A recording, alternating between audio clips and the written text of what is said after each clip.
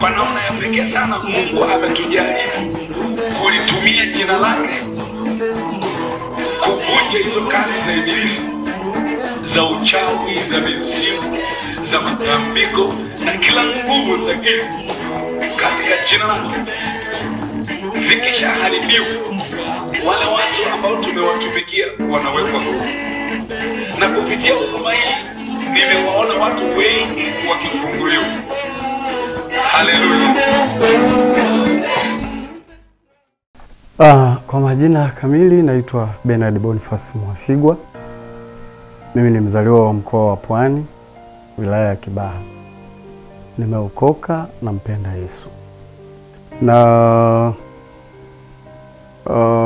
kiukweli historia yangu nayofuata ni ndefu, kwa sababu unakumbuka mwaka 1997 mimi nikiwa mwalimu wa kwaya kwenye kanisa moja linaitwa The Church of God of Prophets Kibaha Mwenda Pole. Na lile kanisa lilikuwa jirani sana na mahali ambapo Apostle Mwingira alikuwa anaishi kwa wakati huo. Na yeye alikuwa anakuja kanisani pale kwa mchungaji mmoja anaitwa Fares Mganga. Wakati huo yeye akiwa bado ni mchungaji wa mtaa au mwinjilisti wa mtaa kwenye kanisa la KKT pale Mwenda Pole. Kwa hiyo alikuwa anakuja pale kanisani kwenye siku za ibada, tunaabudu naye.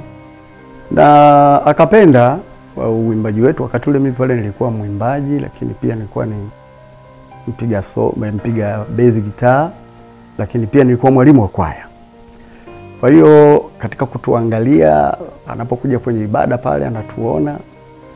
Baada ya ibada tulikuwa tunapata muda wa kuongea na Apostle. Akitupongeza na kutamani, akasema natamani tuwe tunafanya kazi pamoja kwenye mikutano yangu ya uinjilisti. Na hilo lilikuja likatimia. Yaani huo ndo mwanzo wa mimi na Apostle kuweza kufahamiana ukiwa kama mwalimu wa kwaya pale Mwenda Pole Kibaha. Na baadaye hapo akawa na mikutano anafanya kule Tumbi Mwanalugali, anachukua kwaya yetu anakwenda tunaimba tunarudi. Hivyo tukawa tumezoeana katika staili hiyo mpaka ilipofika mwezi wa 11 kama sikosei wa 12 mwaka 97 alikwenda ilikuwa 96 no ilikuwa ni 96 nafikiri. Mwezi wa 12 alipata safari ya kwenda Marekani. Nadhani ile ilikuwa ni mara yake ya kwanza kwenda Marekani. Alipokwenda Marekani akakutana na mtu mmoja anaitwa Pastor John. Alikaa kidogo kule, nadhani alikaa kama miezi mitatu hivi. Akaja akarudi 98 mapema tu. Ilikuwa nafikiri 97 mapema tu ilikuwa amerudi. Kati ya mwezi wa 3 nafikiri. Na kutoka wakati ule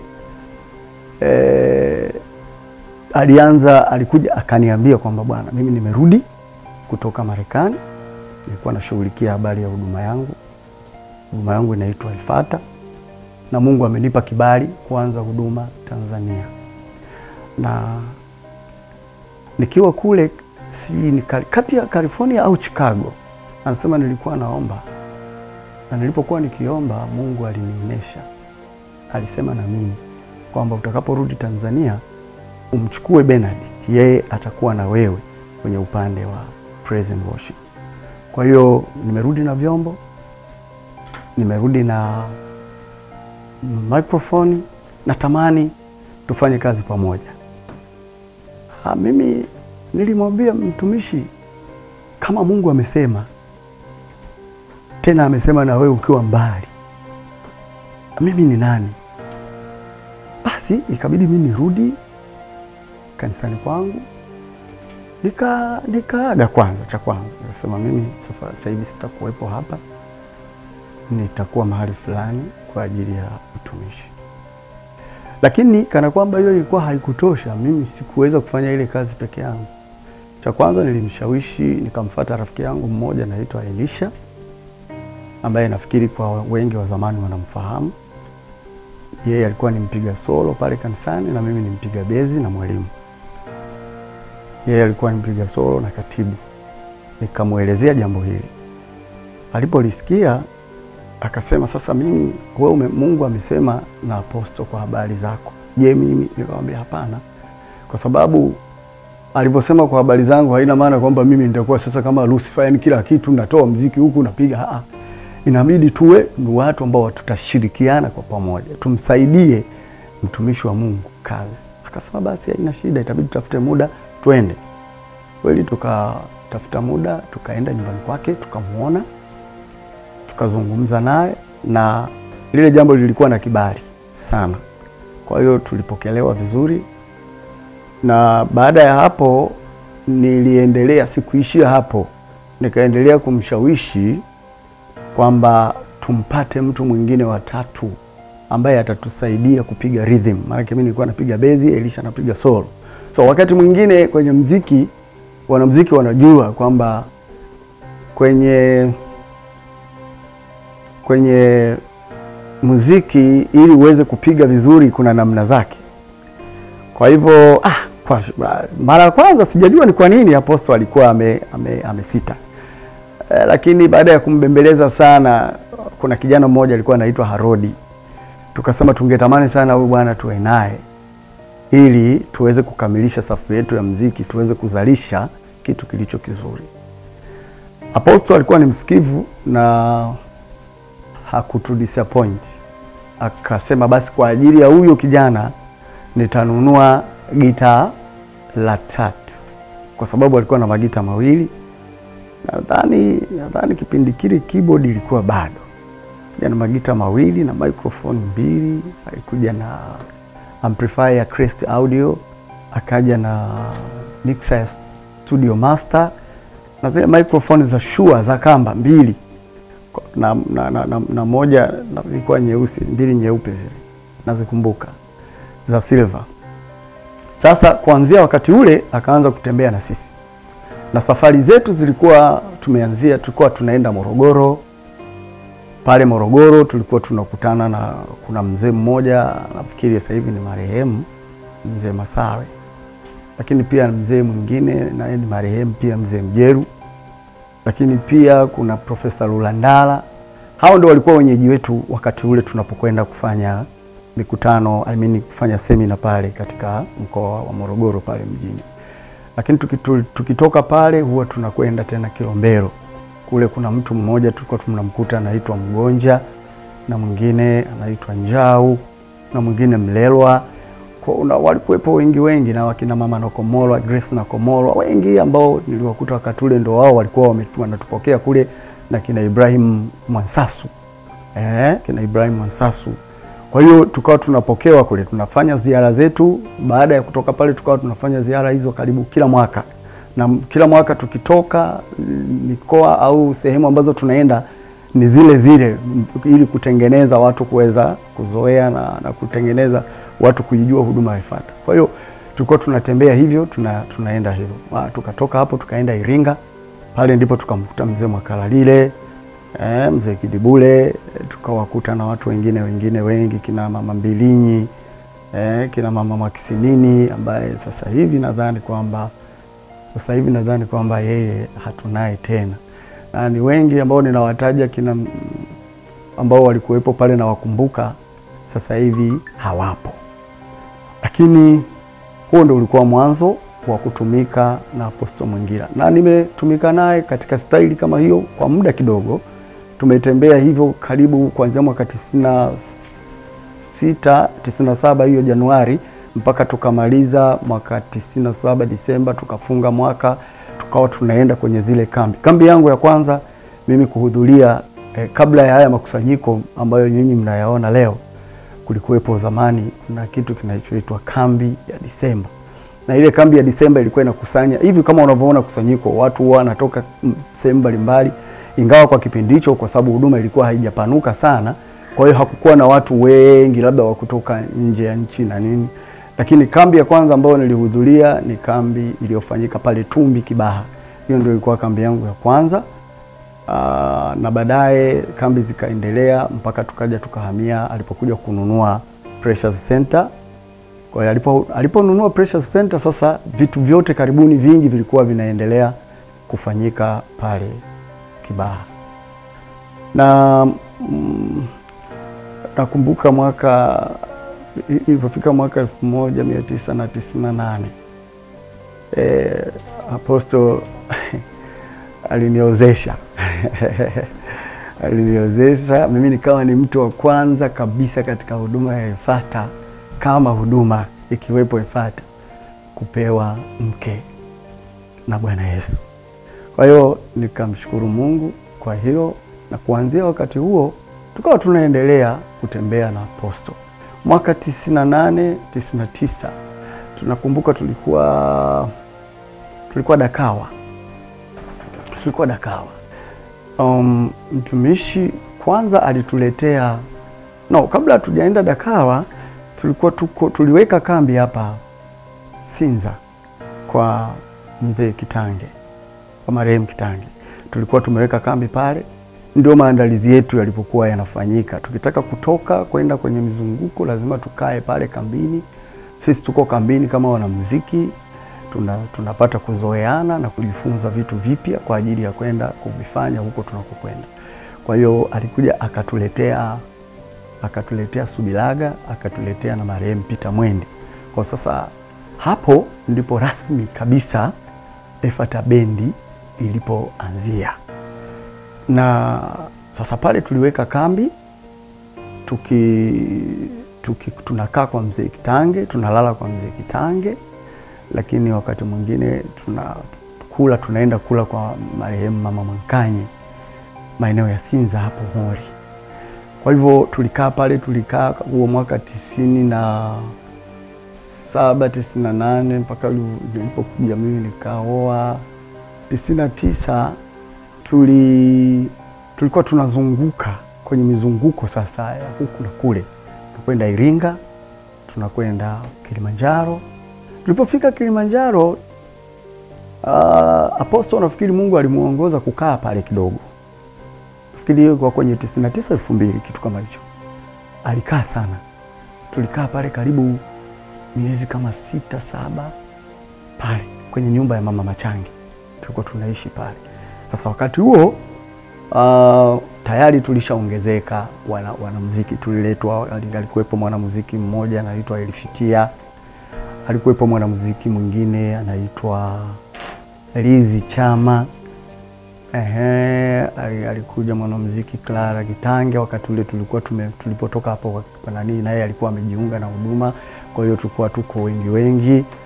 Basi timu ikawa imeongezeka, sasa tuko watu wengi kidogo, ndio inaitwa sasa hiyo ni Efata Bendi. Na tulipofika katika mazingira kama hayo na hatua kama hizo, sasa tulikuwa tunatoka, tunasafiri, tunakwenda mpaka Mbeya, tunatoka huko tunakwenda Iringa vijijini. Nakumbuka tulikwenda kijiji kimoja pale Iringa, Ihemi, nafikiri ilikuwa ni Ihemi. Tulikwenda Ihemi tukalala chini kabisa, yani chini. Tumetandikiwa, bali ilikuwa kuna Ihemi, kuna eneo lingine la mbele, sijui naitwaje, nimesahau majina tena muda mrefu. Tukatandikiwa nyasi kabisa, zile nyasi chini. Unapika pale, watumishi karibuni sana hapo, na unajua hapo kipindi hicho watu wanaheshimu kweli, watu natandikiwa nyasi, ni heshima hiyo unapewa mtumishi wa Mungu. Kwa hiyo tulikuwa tunalala hapo, wanatandikia na kanga, tunalala. Tukitoka pale tunapiga kazi, yani kwa umoja na kwa mshikamano na upendo wa hali ya juu sana.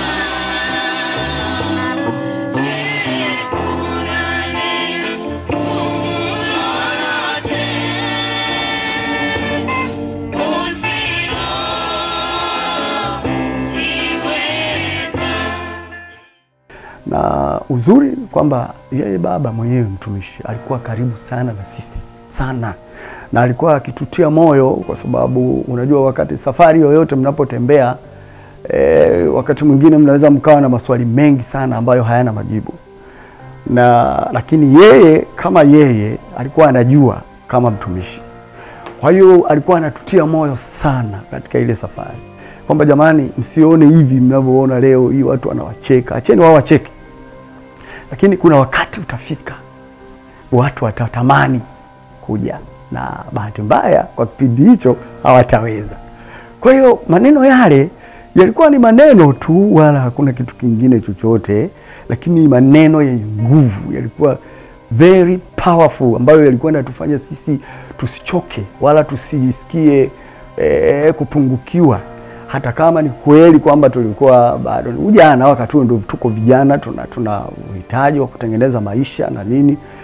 Mimi wakati huo nilikuwa na ofisi yangu. Mimi ni kwa asili ni fundi umeme ambaye nashughulika na mambo ya umeme wa majumbani, lakini by that time nilikuwa nimefungua ofisi yangu ya kutengeneza vifaa kama redio, pasi na majiko ya umeme, mabirika na vitu kama hivyo.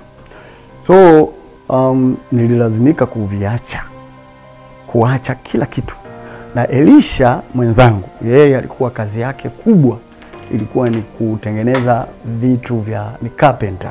Anatengeneza mbao hizi, anatengeneza viti, milango, anaenda kupaua majumba na nini. Yaani kifupi hizo ndio zilikuwa kazi zetu ambazo sisi zinatuingizia kipato na kujenga maisha yetu kama vijana, ili kuelekea kwenye masuala ya kutengeneza familia.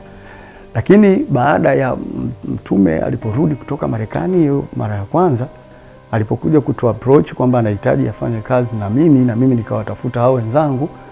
So kuanzia wakati huo sasa ikabidi tuachane na hivyo vitu. Mimi nikamkabidhi mtu kile kitu ofisi kile aendelee nacho, na mwenzangu naye akafungasha vitu vyake kaweka ndani. Sisi ilikuwa ni na safari na sisi, injili na sisi. Kwa hiyo tulikuwa tunafika mahali tunatoka tukiondoka kuanzia labda mwezi wa 3, mnaweza mkarudi mwezi wa 7. Yaani mnazunguka tu huku na kule mpaka Kenya huko, kwenda Zambia, wapi tunazunguka na mtumishi. Kwa hiyo hivyo ndio ilikuwa ni mfumo ambao tunautumia kutumika na apostle wakati alipokuwa anaanza huduma. Na tulipokuwa tunaanza, kiukweli kama nilivyosema mwanzoni kwamba hakuwa na vyombo vingi, alikuwa na vyombo vichache sana. Hata hizi microphone hizo ilikuwa sana zilikuwa 2. Yeye kwake ilikuwa ni moja ya kuhubiria, tulikuwa hatuigusi. Lakini zile za kwetu sisi zilikuwa 2, moja nyeusi, moja ya silver. Lakini tunafika mahali tunakwenda labda kwenye mikutano au kwenye masemina haya vijijini huko, labda Kidamari, mnakwenda huko Muimbi, mnafika ukumbi ni wa makuti, manyasi juu, lakini nguzo zile ni za miti. Alafu mnafika pale, wazee mnaambiwa pigeni kitu hapo kitokee, alafu tufanye kazi. Kwa hiyo nakuta kwamba sasa inabidi tunafanyaje?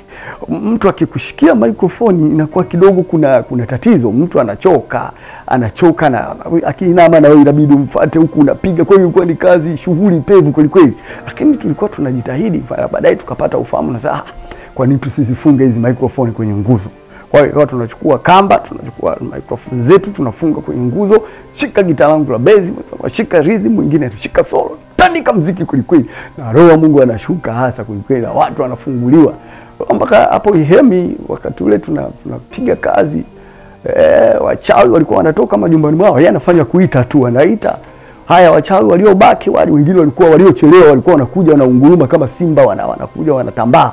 Kwa hiyo kulikuwa na ushuhuda na nguvu ya Mungu ilikuwa inaonekana katika hali ambayo haijawahi kutokea. Kiukweli kulikuwa na nguvu ya Mungu sana kipindi hicho wakati tulipokuwa tunaanza.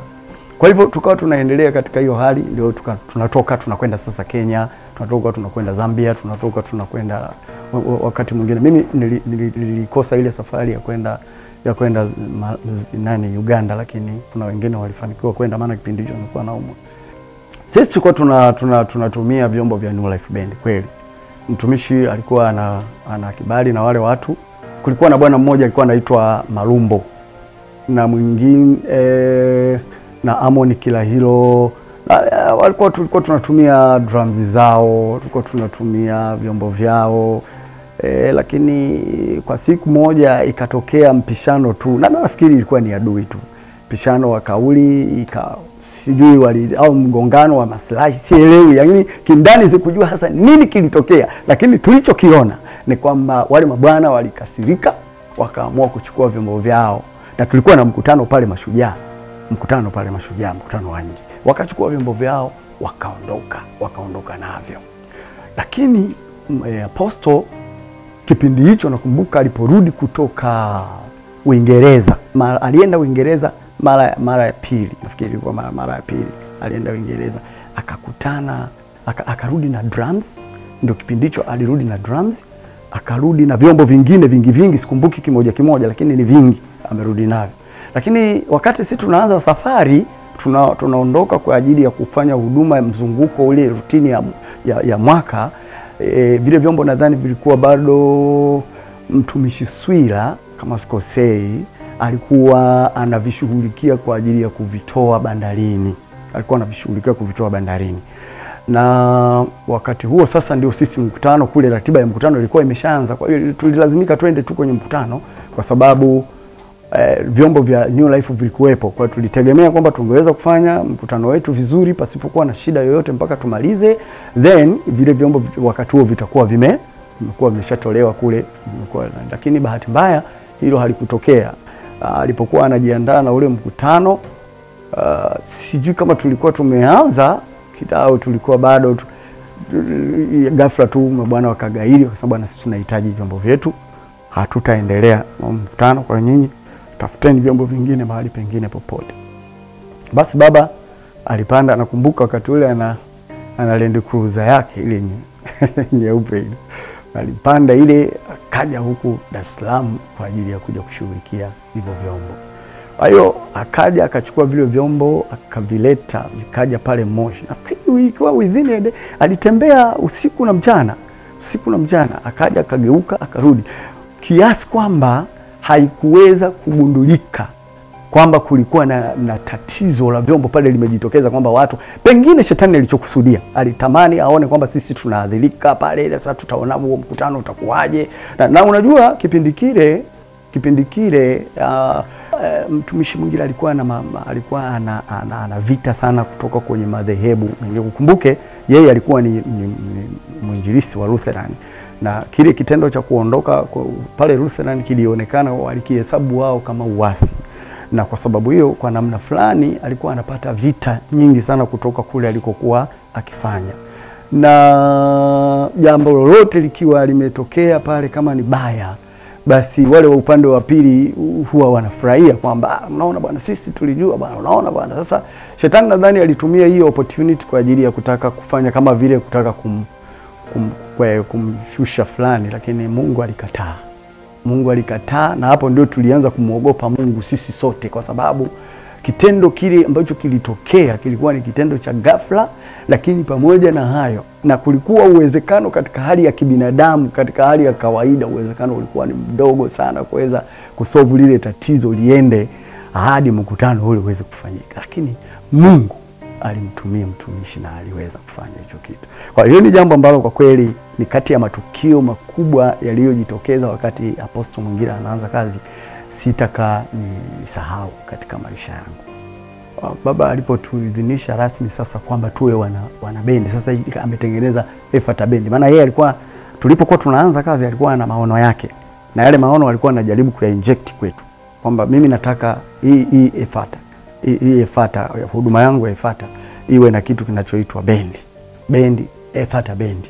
Na hii Ephata bendi maana yake ni kwamba msingi wa Ephata bendi, kama ndio tukisema kwamba Ephata bendi yenyewe tulikuwa ni sisi watu watatu, ndio Ephata bendi ambayo sasa tulianzisha. Baadaye wakaja wenzetu akina Subi, na akaja na Kefa marehemu Peter Mwendi, lakini wakaja na wengine hao niliowataja kama kina Elifitia, kina Lizi Chama, kina Clara Kitange, kina Mfariji, Bwana Maringo, wako watu wengi walikuja baadaye. So mfumo uliokuwepo alipotaka sasa tuweze kufanya huduma, maana yeye alitaka tukae pamoja. Alikuwa yani mfumo uliokuwa unatumika ni kukaa pamoja.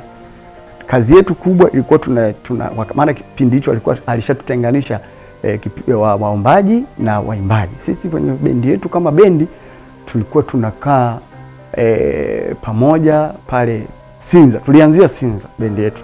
Tulianzia Sinza, na Sinza pale tulipokuwa tunakaa, tunalala, tunakunywa. Yaani sisi hatuna kazi nyingine, kukicha asubuhi ni kuanza kupiga mziki, kujifunza nyimbo mpya.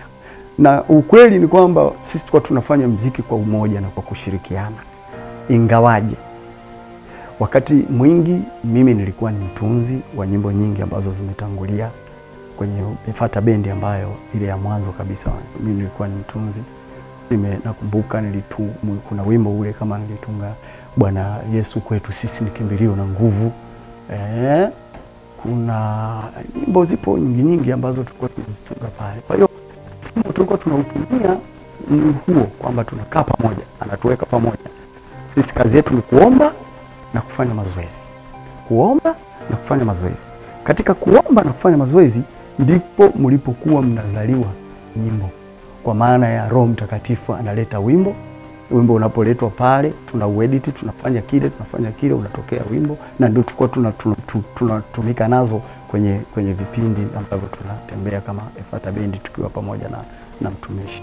Kati ya nyimbo ambazo mimi nazikumbuka, na huu wimbo ambao naukumbuka sana ni moja ya nyimbo ambazo zilikuwa ni utunzi wangu mwenyewe. Tulikuwa tunautunga, ndio nyimbo za kwanza. Yaani hizo ni icon ya Efata, hata ukisikia huwezi kusikia mahali pengine popote. Utasikia mfanano wa maneno, lakini the way ule wimbo jinsi ulivyo ulikuwa umekaa Efata hivyo mpaka hivi ninavyozungumza. Ulikuwa unaitwa Bwana Yesu kwetu sisi ni kimbilio na nguvu. Na ulikuwa unaimbwa hivi: Bwana Yesu kwetu sisi ni kimbilio na nguvu, msaada wa karibu sana wakati wa shida. Bwana Yesu kwetu sisi kimbilio na nguvu, msaada wa karibu sana wakati wa shida. Kwa hiyo hatutaogopa sisi, maana Bwana Mungu yuko upande wetu. Kwa hiyo hatutaogopa sisi, maana Bwana Mungu yuko upande wetu. Kwa hiyo huo ni mmoja wa wimbo ambao tulikuwa tunaimba. Tukiimba tuna enjoy, na tukiimba lazima Yesu ashuke. Yaani hana option. Kiukweli, yani na ujasiri wa kusema. Zilikuwa nyimbo ambazo zina upako, nyimbo ambazo zina tukiimba tuna feel, na watu walioko kule wanasema kwa kweli hii nadhani hata leo tukizungumza, tunapozungumza tunazungumzia habari za nyakati zilizopita, lakini hata leo wale wa mwanzoni kabisa ambao tulikuwa nao huko nyuma, ukiwauliza vizuri wanaweza wakakiri kwamba hicho wakaconfirm hiki ninachokisema kwamba ni kweli wakati ule, kwa sababu muda mwingi tulikuwa tunakaa kwenye kambi, muda mwingi tunaomba, muda mwingi tunafanya mazoezi. Kwa hiyo kulikuwa hakuna namna ambavyo mtatengeneza kitu ambacho kisiwe na nguvu. Yaani nguvu inatokana na maombi, nguvu inatokana na mazoezi ya kutosha. Kwa hiyo mazoezi ya kutosha yalikuwepo na maombi yalikuwepo ya kutosha. Kwa hiyo lazima zile nyimbo zilikuwa zina anointing sana. Na kwa leo nafikiri nimeukumbuka huo. Kuna wimbo mwingine niliutunga, lakini unajua miaka mingi sana imepita. Sikumbuki kila wimbo. Ila huo nilikumbuka, maana hata juzi wakati niandaa kuja huku nikasema hivi, unajua katika vitu vya kuelezea na hiki, kumbe Roho Mungu alikuwa ananielekeza. Kwa hiyo nikaufanyia kidogo. Huo ni mmoja wa nyimbo ambazo nilikuwa nimetunga mimi, na nyimbo mmoja wapo ambao Efata bendi tuliokuwa wakati huo. Jesus, you are winner, winner. Battle, battle, you win forever, winner. Winner, winner, winner, winner. Jesus, you are winner, winner. Battle, battle, you win forever, winner. Winner, winner, winner.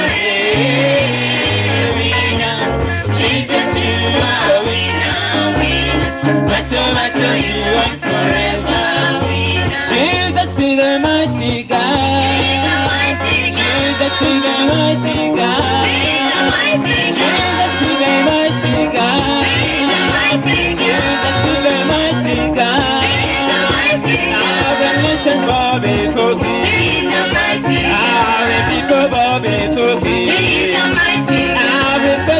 power before him. He's almighty. Even pastor's power before him. He's almighty. Even brother power before him. He's almighty. Jesus is the mighty God. He's almighty. Jesus is the mighty God. He's almighty. Jesus is the mighty God. Hallelujah, hallelujah. Hebu tushangilie Bwana kwa maana yeye ni Bwana mwenye nguvu. Yesu ni mfalme mwenye nguvu. Kila mtu anapiga magoti mbele za Bwana Yesu kwa sababu yeye ni mfalme mwenye nguvu. Hata wachungaji watapiga magoti mbele za Bwana kwa sababu Bwana Yesu ni Bwana mwenye nguvu. Haleluya, haleluya.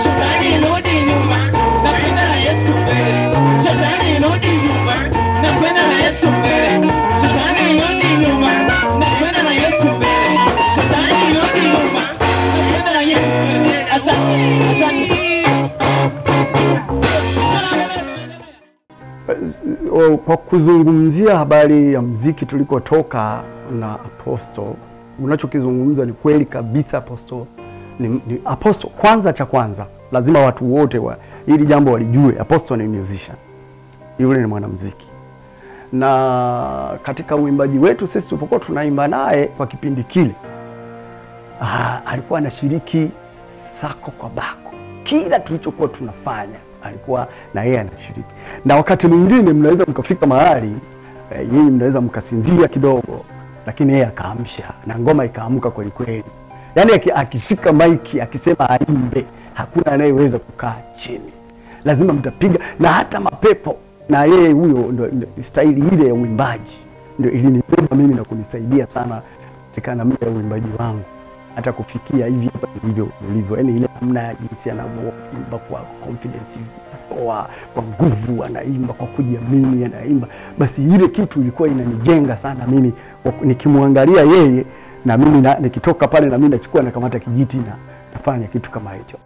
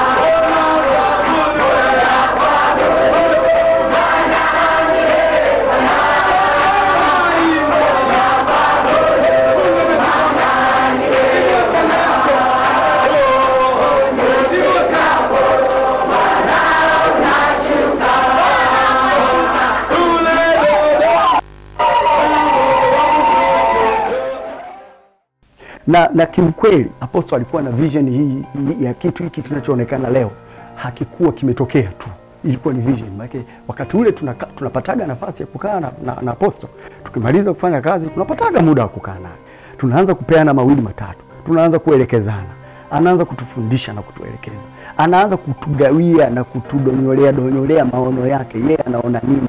Ingawaje kwetu sisi ilikuwa ni ngumu sana kwa kipindi kile kumuelewa, lakini yeye alikuwa anatudonyolea kwamba jamani, mtafika mahali mtakuwa na vyombo vingi sana, mtakuwa na watu kwaya, nataka kwaya ya watu 100. Tukasema watu 100 kweli Apostle, lakini ikabidi tukubaliane kwa sababu yes ndio kiongozi. Kwa sababu kuna vitu ambavyo tulianza mwanzoni vilikuwa vinaonekana kama haviendi, kama vigumu, lakini kadri tulikuwa tunakwenda tukawa tunaona kwamba bwana kweli anatoboa, anapasua. Sio, unanielewa? Yaani alikuwa ni mtu ambaye akizungumza kitu, anapokizungumza anakizungumza yeye mnaona kama historia fulani, kama mambo fulani, hadithi za Flela, lakini kile kitu all of a sudden unajikuta kwamba kile kitu kinatokea. Mpaka siku moja nakumbuka tuliokuwa na Elisha, nikamwambia ndio jamaa, yaani uwezo wake tu wa mambo jinsi anavyoyapeleka, na jinsi hata angepewa tukasema hata angepewa waziri huko kwenye serikali ya Tanzania bado angeweza, japo kwamba hana elimu ya mashuleni ile kimi bado uwezo wake huko wa hali ya juu sana. Alafu imani alionayo, yaani anachozungumza ndicho kinachotokea. Akisema hivi kitatokea, hivi kitatokea, tukawa tunakwenda. Sasa unaona mambo yanakwenda, inapanuka. Wakati huo bado haijaitwa church, bado inaitwa Fata Ministry. Inapanuka siku kwa siku, watu amepata gari kwanza, akapata la pili, akaenda akapata mara ana VX, tunakwenda mara yaani tunaona mambo yanakwenda. Sasa kweli mambo haya tunaamini kabisa huko tunakokwenda tutatokea kule. Kama haya ameyazungumza na haya yametokea tunayaona, ile hali ya kusita tena kama kina Petro kule tena ikawa inazidi kuisha. Tukawa tunakwenda kanunua hapa, amenunua hapa Mwenge, kanunua Mwenge, tukaanza kujenga Mwenge. Mambo ya kuwa Mwenge jengo likapatikana, zikaanza huduma mpaka tukafika mahali sasa hivi kwenye mambo ya uimbaji. Tulipoanza hapa Mwenge, uimbaji ndio ulianza kukua sana. Tulipoanza Mwenge ndio hali halisi yani ya uimbaji kwa ujumla ilikuwa imebadilika sana, na waimbaji wakawa wengi, tukawa tunahudumu nao, tunakwenda nao, sasa mpaka zikapatikana timu 2, ingine ya kule Pressure Center, nyingine ikawa inahudumu Mwenge, tukawa tunakwenda bahati. Sasa hapo niseme tu ukweli kwamba kwa mazingira yale yaliyokuwepo ilikuwa ni ngumu sana kumueleza mtu hiki kinachoonekana leo kwamba hivi ndio target ambayo mtumishi alikuwa nayo. Yeye alikuwa anajua, lakini kwetu sisi haikuwa rahisi. Lakini leo unakuta sasa kwa watu 200, 300, na huwa natafakari, ni kweli huwa natafakari Mungu alipokuwa ameanza kuniambia nikiwa Marekani, Mungu amenionyesha kwamba wewe utakuwa pamoja na mimi. Kwa hiyo kaoneshwa mimi, hakuoneshwa hawa watu. Lakini tulipoanza, baada ya kuanza, Mungu sasa ndio anaanza kuleta hiki kile katika hili mpaka leo bwana, maana tumefika hapa tulipofika. Sisi tunasema kwa kweli jina la Bwana libarikiwe, kwa sababu ni kweli kwamba tulikotoka ni mbali mno, na haikuwa rahisi sana katika hali ya kawaida kibinadamu kuweza kufikiri kwamba tungeweza kufika hapa tulipofika leo. Lakini yote aliyozungumza kwamba bwana hapa tosha, alikuwa anazungumza hata kipindi kile yuko hapa na anasema hapo nje gari hazitatosha, alikuwa anazungumza mambo kama haya. Na wakati ule ilikuwa ni ngumu kuweza kuelewa, lakini ukweli ni kwamba hali halisi ndivyo ilivyo na ndivyo ilivyokuwa, kwamba yule bwana haya maono ya kuwa na masuala haya leo alikuwa nayo muda mrefu. Kadri tulivyokuwa tunaendelea anatutia moyo, lakini anatuambia twendeni tu, piga nitakuwa na kwaya kubwa kabisa, ni watu 100, 200 ndio nataka. Na hiyo ilikuwa akienda Marekani huko, akirudi anakuja anatutia moyo. Akienda Marekani akirudi anakuja anatutia moyo, anasema natamani sana vijana wangu mwe hivi na hivi na hivi. Na sisi tulikuwa tukija tunamsikiliza kwa sababu sasa yeye ndio mtendaji mkuu. Haya mambo mengine sisi ni utekelezaji, lakini yeye mwenyewe ndio. Sasa kama ni masuala ya vyombo, ndio hayo tunayaona leo. Mavyombo yamekuja mengi, na container ya vyombo, na uzuri ni kwamba mimi mwenyewe bado natembea na vyombo hivyo, natembea mikoani kwenye mkutano ule wa maachilio nilikuwepo. Kwenye mikutano hii ya Apostle anapokwenda huku na kule, ninaona yani kwa upande wangu mimi, kwangu mimi sio story ya mtu labda atakuja kuniambia ilikuwa kuaje. Mimi toka mwanzo kama ni mmea na uona toka unaanza kuota mpaka umefika mahali sasa unatoa matunda. Kwa kweli hivyo ndilo ninachokifahamu habari ya Apostle Mwingira na uimbaji. Huyu bwana ni muimbaji, na nadhani haya yote pia yametimia kwa sababu kile kitu chenyewe cha uimbaji na yeye kipo ndani yake. Yaani upo ndani, uimbaji upo ndani. Sema sasa ni yale tu ni mgawanyo wa majukumu, lakini uimbaji upo ndani. Na ndio maana ameweza kuachieve hizi goals ambazo yeye alikuwa nazo toka huko nyuma. It was just a vision, lakini pia ilikuwa ni malengo ambayo yeye mwenyewe amejiwekea. Unajua kuna malengo na maono. Unaweza ukawa na malengo yako binafsi, lakini maono ni kile kitu ambacho nadhani kwamba Mungu amekiweka ndani yako, ile focus ya mbele kwa habari ya kile Mungu alichokupa kukifanya. Ile focus ile alikuwa nayo, lakini pia yeye mwenyewe pia alikuwa na malengo yake kwamba mimi nikifika mahali fulani hii timu yangu yafuata lazima iwe hivi. Na kweli ameachieve, amefika alipofika. Kwa hiyo ni mipango na malengo na vision ambayo ameisimamia na imefanikiwa. Nikikumbuka historia mzima ya maisha yangu na Ifata, nilikotoka na Ifata, mapito niliyopita na Ifata mpaka kuja kufikia hapa nilipo leo, basi nitakuwa mnyimi wa fadhila kama sitaweza kumwambia Mungu asante, kwa sababu na nadhani ni watu wachache sana kwa upande wa mambo ya muziki ambao wanaweza wakayaelezea haya kutoka chini sakafuni mpaka kufika hapa tulipofika. Na wakati mwingine najiuliza why me? Kwa sababu tulikuwepo wengi, akina Tita wameondoka sasa hivi hatunao, na tunaona muziki wengi walikuwepo huko mwanzoni sasa hivi hawapo tena. Lakini Mungu bado amenipa mimi neema na kuendelea kuwepo katika Ifata. Kuna wengine wapo hai lakini hawapo tena Ifata. Of course mimi niliwahi kutoka Ifata, lakini Mungu akanivuta kwa mkono wake wenye nguvu na upendo wake akanirudisha tena. Na kwa sababu hiyo ninaendelea kuyashuhudia yale ambayo nilikuwa bado sijayafikia kuyaona, ambayo toka nyuma tulipata taarifa zake kupitia kwa mtumishi Mwingira kwamba kuna hayo hapo ambayo Mungu atayaleta, yatakuwa vile. Hizi habari za televisheni, habari za nini, hivi vitu vyote tayari Apostle alishavitabiri, alituambia huko. Na namshukuru Mungu sana kwamba mimi nimekuwa mmoja kati ya watu, au ni mmoja kati ya watu wachache waliopata nafasi ya kuvishuhudia na kuviona hivyo ambavyo Apostle alivishuhudia, alivitabiri, na kweli vimekuja kutokea. Kwa sababu hiyo mimi nina kila sababu ya kumwambia Mungu asante, kwa sababu ameniweka hai mpaka leo na nimeshuhudia yale ambayo Mungu aliyasema kwa kupitia kinywa cha mtumishi wake Apostle Josephat Mwingira, na leo yamekuwa kama jinsi yalivyo. Kwa mimi natamani nimshukuru Mungu hata kwa kuimba kidogo, ili kwamba niguse moyo wa Mungu, ajue kwamba ni kwa kiasi gani nina appreciate alikonitoa, alikonipitisha na hapa aliponifikisha leo. Nakushukuru Mungu wangu kwa wema na fadhili zako, moyo wangu nakutukuza, kweli wewe ni wa ajabu. Nakushukuru Mungu wangu kwa wema na fadhili zako, moyo wangu nakutukuza, kweli wewe ni wa ajabu. Siku nilipokuomba,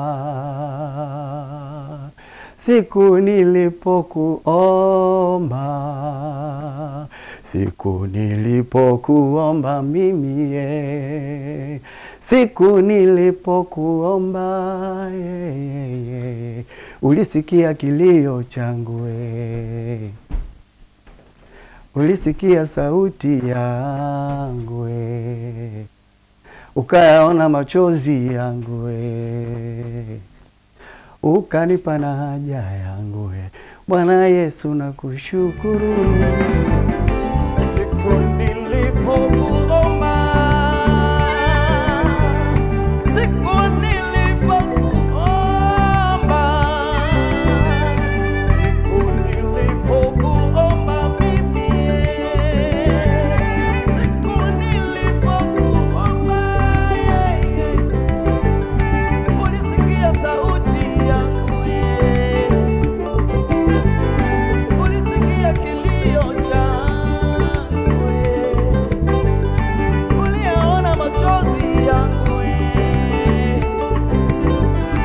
ukanijibu maombi yangu, ukanipa haja yangu, ukanipa na haja. Bwana Yesu nakushukuru.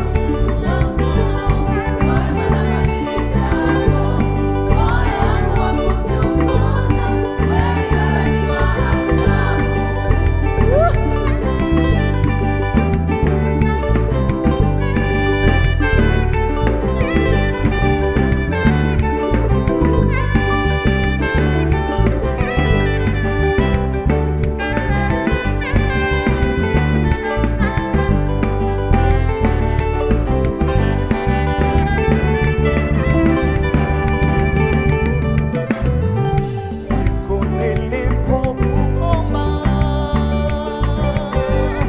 siku nilipokuomba, siku nilipokuomba mimi, siku nilipokuomba, ulisikia kilio changu, uliyaona machozi yangu, ukaondoa huzuni zangu, ukanipa amani, amani ya moyo.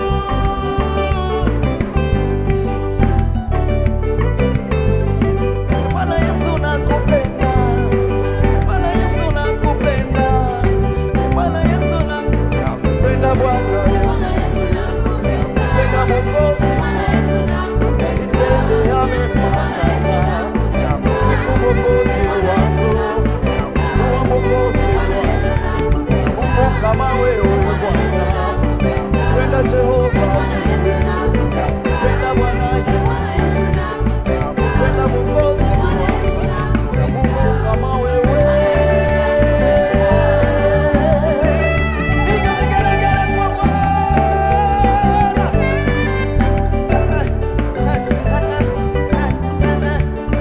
Haleluya. Tumekuja mbele zako Bwana ili tukuabudu. Tena tumekuja Kwa namna ya pekee sana Mungu ametujalia kulitumia jina lake kuvunja hizo kazi za ibilisi, za uchawi, za mizimu, za matambiko na kila nguvu za giza katika jina lake. Zikishaharibiwa, wale watu ambao tumewatumikia wanawekwa huru, na kupitia huduma hii nimewaona watu wengi wakifunguliwa. Haleluya.